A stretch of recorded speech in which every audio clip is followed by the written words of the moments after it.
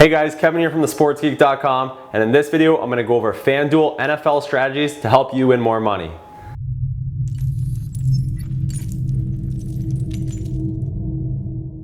Alright, so number one is know the scoring system. At FanDuel, it's a 0.5 PPR. This means your players get 0.5 points when they catch a pass. So receivers with more targets and more catches are going to have more value. And also running backs that catch passes are valuable as well. Now some sites are a full point PPR, FanDuel is half point, and some are 0 PPR. So you just got to pay attention to that. FanDuel does reward receivers that catch passes with a 0.5 point per reception.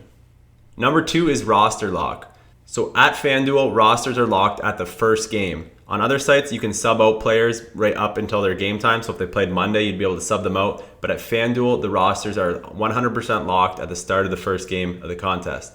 So you got to be careful with injured players. But on the other hand, you can be rewarded for risky, questionable players. So for example, let's say Antonio Brown played the Monday night game and he had a knee injury and he was questionable for the game. A lot of people might not put him in their rosters. They might be nervous that he's not going to play. But if you roster him and he's low owned and he goes off for a big night, then you're going to be rewarded for that risky play. So that's a way you can use roster lock to your advantage. Number three is correlated plays. So this means stacking a QB with one of his receivers, maybe even two, because usually a big game from a quarterback equals a higher probability the receiver does well. For example, Tom Brady and Gronk in the same lineup might be a great pick because if Tom Brady has a big game, you know that there's a high probability that Gronk will have a big game too and score you some points. Number four is use Vegas lines. So high team totals equal more points. If Vegas has the over-under line on a team at 28 points, there's a high probability that they're going to score right around 28 points, which is high for the NFL. So you want to use those to your advantage.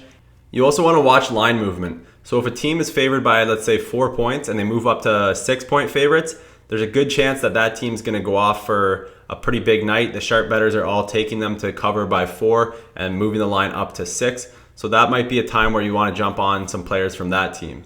And the last thing here is player props can help you. So some sports books will have player props usually on Sundays, and it might be like an over-under on total yards gained for a receiver, number of touchdowns a quarterback throws. You can watch the line movement on that as well and see where it goes. Maybe sharp bettors are pounding the over on a receiver, say over 78 yards, and it moves up to over 86 yards.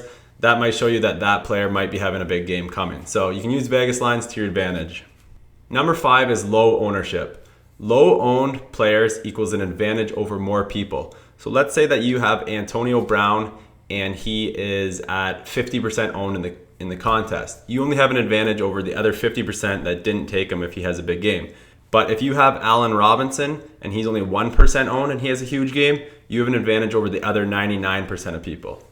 With this, you also want to be careful. There's a saying out there, be contrarian, but don't be stupid. That means you can go for the risky low-owned plays, but don't be stupid. Don't take one of the worst quarterbacks in the league against the best defense. You're probably just wasting your money. So be contrarian, but don't be stupid about it. Go for low-owned players that have big upside or have some upside at least. And then the last point here is sometimes you need high-owned players. So for example, if there was an injury to a star receiver and then the second receiver is going to move up to the number 1 spot. This happened in week 1 in the NFL season where Devontae Adams was moved up to the number 2 receiver with Rodgers, and he was very low priced, and almost, I'd say over 50% of people had him in their lineups. So sometimes you need those high-owned players in situations like that. Number 6 is compare DFS sites. So you need to check the other sites like DraftKings on the pricing between different players, and that might help give you an advantage. For example, if a running back is the highest priced running back on DraftKings, but he's the 6th highest on FanDuel, there might be value there in taking him. So check the different sites, see where the players rank on the different sites and compare those.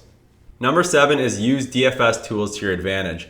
So there's lots of great tools out there that will help you find players that have value and help you build your lineups. My favorite is Fantasy Labs. It's helped me win a lot of money. If you guys want to check it out, I've got a link in the description that will take you over to Fantasy Labs and get you a trial for them. So use those tools to your advantage.